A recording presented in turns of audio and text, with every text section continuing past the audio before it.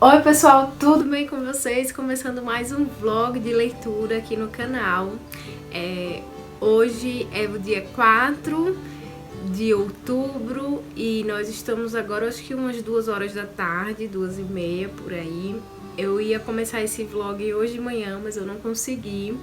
Hoje as crianças não foram para a escola, foi um dia atípico aqui para mim na semana. E, bem, começando a falar aí do nosso livro da vez, é um livro que eu já tava querendo comprar tem algum tempo, tava esperando uma oferta dele, né, na Amazon, consegui comprar com um preço bacana, até mostrei ele no primeiro vídeo que saiu aqui em outubro, que foi o Tudão do mês de setembro, né, e aí eu tô falando desse livro aqui, Procurando Jane, da Heather Marshall. Né? Ela que é historiadora, eu só fiquei sabendo isso há pouco tempo agora, já manuseando o livro. E então é isso, esse será o livro que eu vou fazer a leitura durante esse vlog, vou registrando aqui as minhas impressões com vocês. Eu confesso que eu já li aqui uma página de abertura e eu já entendi que o livro vai se passar, vai ter capítulos passando com personagens diferentes e anos diferentes também. Eu acho que ele vai e volta no tempo e eu já tô bem curiosa. É um livro que vai trazer a história de algumas mulheres e vai intercalar a história dessas mulheres. Também baseado, costurado com histórias reais, inspirado em histórias reais, né? E aí, eu queria ler aqui a primeira página com vocês. É uma página que se passa em 2010 e é só ela mesmo. E depois a gente parte para a parte 1 do livro. Então eu acho que é interessante para ambientar e para vocês entenderem um pouco do que se trata. Então eu vou ler aqui essa primeira página com vocês, que eu já havia lido antes. Vou começar a minha leitura e depois eu volto aqui pra gente conversar mais um pouquinho. Vamos lá, diz assim: era um dia perfeitamente normal quando uma carta absolutamente extraordinária foi entregue na caixa de correio errada.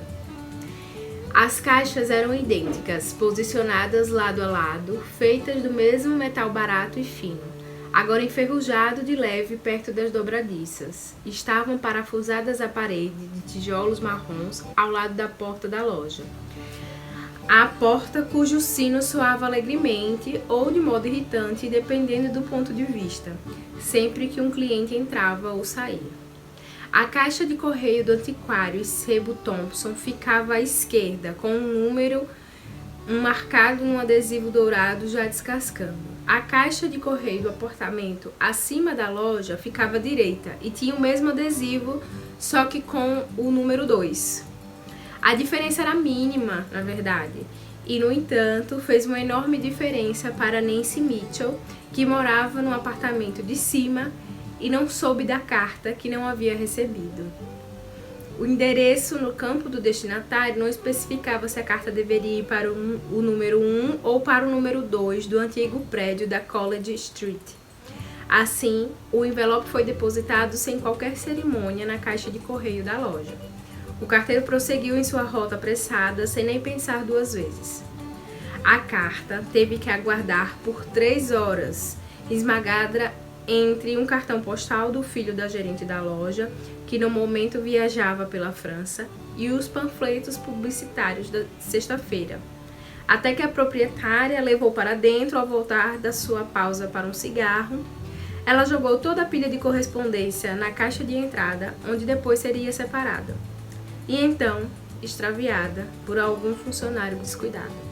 Seu conteúdo só seria descoberto dali a 7 anos. E a carta mudaria a vida de 3 mulheres para sempre. Aí ele encerra aqui essa abertura e vai começar a parte 1, o capítulo 1, que vai ser aí daqui a 7 anos, em 2017, né? Então essa primeira página aqui fala de uma carta que foi enviada em 2010 e o capítulo 1 vai aí para Toronto, em 2017. Então é uma história que se passa no Canadá. Eu esqueci de contar isso pra vocês aí no começo. Mas é isso, agora eu vou aqui pra minha leitura. E já já eu volto aqui nesse vídeo para ir conversando com vocês sobre a minha experiência aqui lendo essa história, que eu estou extremamente curiosa.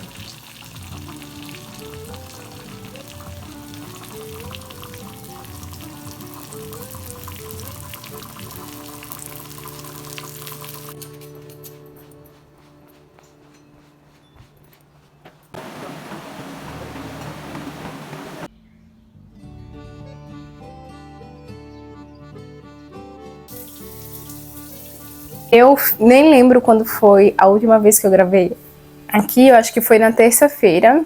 Hoje é sexta, dia 6 de outubro. Não, dia 7 de outubro.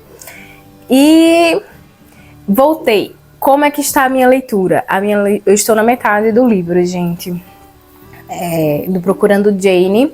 Eu tenho entendido melhor a dinâmica do livro e eu estou gostando muito. Tem sido difícil para a leitura. O que acontece? Eu já entendi, já falei isso para vocês, né? São vários personagens em marcações temporais diferentes, né? Anos diferentes. E cada capítulo a gente vai conhecendo um pouco da história dessas mulheres e vai entendendo como essas histórias vão se cruzando, né? A proposta do livro é falar aí sobre a história da legalização do aborto, né, no Canadá, e falar dessa rede, que foi uma rede, a chamada de Rede Jane, que fala de uma assistência, né, para mulheres que precisam abortar, mas precisam, obviamente, abortar de maneira segura, né, ali no Canadá. E começa na década de 60 na década de 60 esse movimento da Rede Jane com as nossas personagens, né? E existem clínicas que se afiliam, né, que se juntam a esse movimento, e aí essa informação é passada de boca a boca, né, entre meninas que tiveram essa necessidade de recorrer ao aborto por inúmeros motivos, e elas vão ligando para as clínicas e diz que estão procurando Jane. Então aí elas vão ligando, né, essas meninas que têm essa necessidade por inúmeros motivos de praticar um aborto, né? Muitas com violência, vítimas de violência sexual, outras que mesmo com precaução acabaram engravidando, outras que sabem que serão expulsas de casa. Vários motivos, né? E aí a gente tem um pouco dessas histórias também. Elas acabam ligando para as clínicas, elas ficam sabendo dessa rede através da conversa, né, do boca a boca mesmo, não existe nenhum tipo de divulgação, afinal é ilegal, né, e no momento que a gente está falando, e aí elas vão ligando para as clínicas e dizendo, eu estou procurando Jane. Aí algumas clínicas não sabem do que se trata e desligam a ligação, outras dizem aqui não, pare com isso, coisas desse tipo, outras xingam as meninas até que elas encontram a assistência, né? E aí a gente tá conhecendo essas personagens, algumas que são envolvidas com essa Rede Jane, outras não, histórias que se passaram muito antes da Rede Jane, e é isso, eu tô gostando muito do livro, já me emocionei em algumas passagens e faz a gente pensar muito, né, na nossa situação enquanto mulher e enquanto ter coisas pensadas por homens para o que eles julgam, né, ser melhor para as mulheres. Vale bastante para fazer esse tipo de reflexão com essa leitura. E é isso. Hoje eu consegui também fazer um pouquinho de atividade física. Estou bem feliz que eu tenho conseguido. Eu não tenho conseguido ir na frequência que eu deveria e que eu gostaria, mas tenho conseguido e hoje eu fui. Eu tentei gravar um pouquinho correndo e tal, mas não sei se deu certo. Se deu certo, vocês viram aqui no vlog, mas eu quero mostrar para vocês.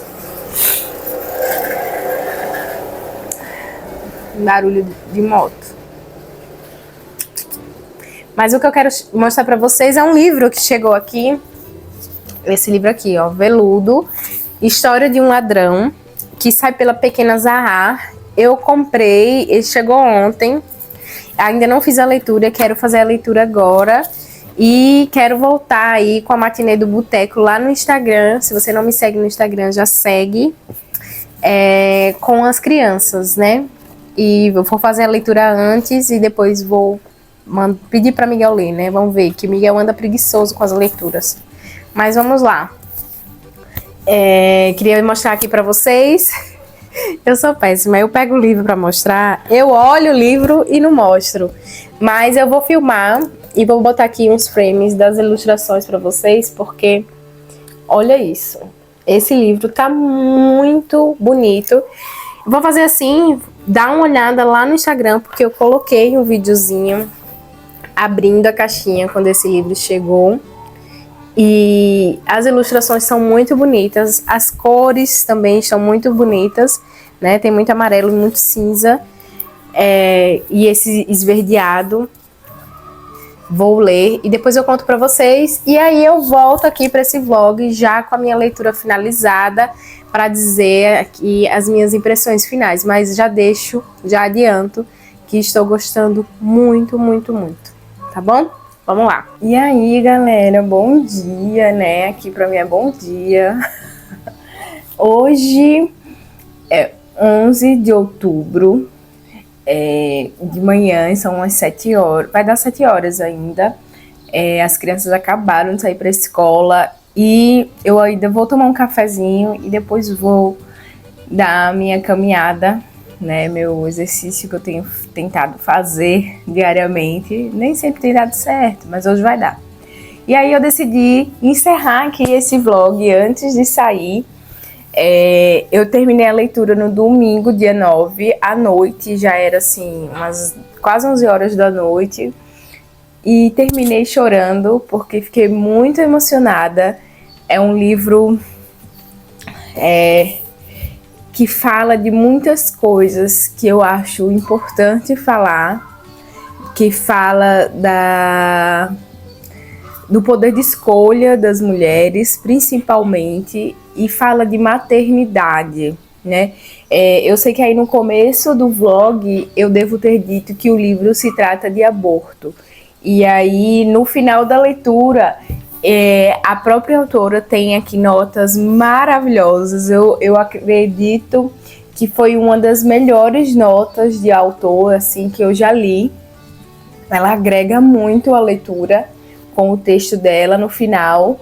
E ela diz assim, que mais do que falar sobre aborto, né, ela acredita que o livro está falando sobre maternidade. E eu termino concordando com ela, porque fala muito sobre escolhas, sobre você poder escolher e julgar o que é melhor para você, em que momento da sua vida as coisas são melhores e são necessárias para você, e não ficar nas mãos de outras pessoas para que elas decidam o que você deve ou não fazer. Bom, aqui nessa leitura a gente começa com a carta, que foi a carta que eu li abrindo o vlog, uma carta que foi perdida durante muitos anos. E depois que essa carta é encontrada, ela foi encontrada em um antiquário, no meio dos móveis ali. Essa pessoa que encontra a carta, ela decide que vai em busca do destinatário, né? Quem era para ter recebido a carta, porque a informação que está ali é muito preciosa. Ela recebe a informação de quem era a mãe verdadeira, né, dessa pessoa. E a própria pessoa que descobre a carta, por ser uma filha adotiva, ela entende, enquanto filha adotiva, como essa informação pode ser preciosa, mas que está nas mãos dessa outra mulher, né? Ir atrás disso ou não. Bom, aí a gente vai desencadeando várias informações e várias histórias com outras personagens em outros marcos temporais. Então eu já tinha dito isso, mas eu vou repetir. Cada capítulo nós estamos em uma década diferente, então temos 1960, 2000 e 2010, não, 2010 e 2017, agora eu já me confundi. 1971, 1980, 2017, mas começa em 1960. Bom, temos aí marcos temporais diferentes e a gente vai entendendo a história de vida dessas mulheres e como o caminho delas vai se cruzando. Esse livro tem um plot twist aí, tem uma virada de chave fenomenal, já nas últimas páginas mesmo, que eu fiquei assim... E tudo fica muito bem amarradinho, muito bem explicado. E aí ele vai falando, né, de mulheres que não tiveram a escolha de abortar gravidezes indesejadas, muitas delas pelo motivo de estupro. E aí as personagens vão colocando questões e que vai mostrando, né, bati aqui na mesa, diferentes necessidades para que talvez leve uma mulher a escolher abortar ao invés de dar prosseguimento naquela gravidez indesejada, né, não planejada, forçada. Vai tratar de assuntos como adoção, vai tratar de assuntos como venda de bebês, adoção forçada, no caso, meninas, né, muito jovens que engravidaram de maneiras aleatórias aí, como eu já me citei, estupro, gravidez fora de tempo, namoro, né? Então a gente está falando aí num período pós Segunda Guerra Mundial e que tinha muito essa pressão da instituição casamento para legalizar, por exemplo, uma gravidez, para legalizar uma relação sexual. Então, meninas que passavam por essa experiência antes de estarem casadas, elas eram consideradas desgraçadas, né, desafortunadas, que ninguém não tinha mais serventia para nada, ninguém queria mais, inclusive a família. Então, elas eram colocadas, algumas, tá, gente? Eu tô falando elas, mas não é para generalizar. Algumas eram colocadas aí em casas de amparo, como a autora decide chamar.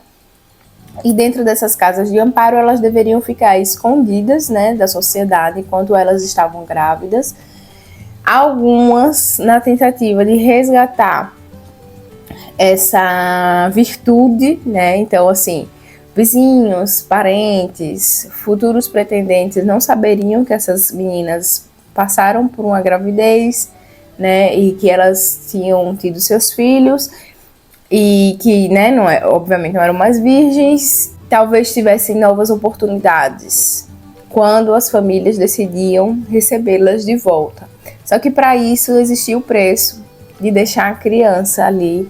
Então muitas iam conscientes do que ia acontecer lá. Muitas eram deixadas sem a menor explicação e lá dentro que elas ficavam sabendo que elas iam passar ali os meses da gestação, alguns meses após o término da gestação, né, após ter as crianças, para se desfazerem dos seus bebês. Muitas não concordavam com o que estava acontecendo, não queriam que seus bebês fossem adotados, queriam permanecer com eles a todo custo, mas essa possibilidade não foi dada a elas. Então, assim, é um livro que eu vou resumir como um livro sobre maternidade, mas também um livro sobre poder de escolha das mulheres, né? Sobre mulheres decidirem o que é melhor para elas e não estarem sendo sempre comandadas pelas escolhas dos outros. E aqui a gente vai falar que as escolhas que predominavam sempre eram as escolhas masculinas. Então, as escolhas dos pais, dos irmãos mais velhos, dos maridos, né? E essa pressão também, né, que o Estado, nesse caso aqui, em acordo e em comunhão com a igreja, E a autora fala já nessas notas que ela está se referindo a várias igrejas, não somente a Igreja Católica, mas como essa união foi prejudicial e nociva, né, ali para muitas meninas, para muitas mulheres durante um longo tempo. E aí, como eu já disse, aqui o livro se passa no Canadá, mas ela fala que essa história também foi muito comum aí no Brasil, na Irlanda. Eu pesquisei alguma coisa, é bem difícil achar esse conteúdo, mas eu vi também que tem alguns relatos, algumas histórias de coisas parecidas que aconteceram no Brasil, né? Meninas que foram forçadas a dar suas crianças para adoção. E fiquei bem curiosa. Então, se você tiver alguma leitura, né, que siga esse caminho aí, que aborde esse tipo de assunto, já deixa aqui nos comentários que eu vou querer pesquisar um pouquinho mais para ler. Eu programei aí um post no Instagram, eu acho que quando saiu esse vídeo já saiu o post lá, que fala um pouquinho mais dessas casas de amparo. Tô pensando em um vídeo para colocar lá no Instagram também falando um pouquinho desse assunto, porque nessas minhas pesquisas eu lembrei de um filme, eu encontrei a menção a um filme que eu já tinha assistido há muito tempo atrás, mas que eu não lembrava em absoluto. Inclusive, eu só lembrei que eu já tinha assistido ele quando eu já estava assistindo em uma determinada cena. Eu disse, eu assisti esse filme, que é o Filomena. É um filme irlandês ou inglês? Bem, a Filomena é uma mulher irlandesa. Esse filme é baseado em fatos reais, assim como o livro, né, também é baseado em fatos reais, mas ela mistura ali ficção, né, com a realidade histórica. E Filomena não. Filomena é uma mulher que existiu, que passou pelas coisas que vão mostrar no filme, com exceção de uma ou outra coisa. E ela teve seu filho, né, tomado dela numa instituição desse tipo, né, uma instituição cuidada por freiras na Irlanda. E elas eram obrigadas a trabalhar em lavanderias, né, muitas horas por dia, mais de 12, 14 horas por dia, e como uma condição para pagar a sua estadia. Então eram meninas que tinham perdido aí a virgindade, né, que tinham engravidado e que eram colocadas nessas instituições como forma de pagar pela sua vergonha, de esconder a sua vergonha, e esses trabalhos forçados eram utilizados com a desculpa de que elas estavam pagando, né, a estadia delas e das crianças, no caso dos bebês. Bom, Filomena foi uma dessas mulheres que teve a experiência de perder o filho, né, de ter o filho levado embora. No filme e aqui no livro, a autora do livro fala que muitos desses bebês foram para os Estados Unidos, né, eram famílias que tinham condições, porque era necessário grandes doações e para conseguir legalizar, né, terminar a adoção. Então, esses bebês eram vendidos para famílias ricas, para, né, o trâmite aí da adoção. E esse dinheiro ficava para a instituição igreja, né, para essas casas de apoio. Gente, muita coisa, podem ter certeza absoluta que eu não falei nada que tire a graça do livro. A história do livro é maravilhosa, né? A vida dessas mulheres é super interessante, é super cativante, é emocionante, mas ela é feita com muita delicadeza, com muita responsabilidade, né? Porque a gente está vendo aqui que eu estou falando de assuntos que podem ser gatilhos para muitas pessoas, né? Como aborto, adoção, estupro e essa questão do sequestro, né? Da tomada dos bebês. Eu não sei se é sequestro, mas a tomada dos bebês dessas mães. Então, assim, são assuntos muito sérios, delicados, que podem aí engatilhar várias questões em várias pessoas, mas o livro é muito responsável. O filme também, eu estava falando, Filomena é um filme muito responsável, ele tem um toque de humor muito legal, que dá uma balanceada aí em toda a tragédia que foi a vida dessa Filomena, né, nesse ponto de vista de ter sido proibida de cuidar do seu filho. Bom, é isso. Eu acredito que esse vlog ficou aí um pouco extenso e com poucos takes. Eu esqueci de gravar muitas vezes. Eu saí de casa algumas vezes na intenção de hoje vou fazer alguns takes na rua e tal, e acabei esquecendo, né? Sempre saindo com criança, acabei esquecendo. Mas acho que no fim valeu pela minha experiência de leitura, e eu acho que eu passei bem isso para vocês. Foi um livro que me tocou bastante, um livro que eu achei que eu acho que é muito importante que mais pessoas leiam e falem dele e pesquisem sobre os temas que ele aborda, né? E que a gente utilize a literatura para isso, para expandir aí a nossa mente e entender, né? Porque que tantas coisas que às vezes a gente acha normal e que a gente apoia podem ser prejudiciais para a vida de outras pessoas. Então que a gente pense, né?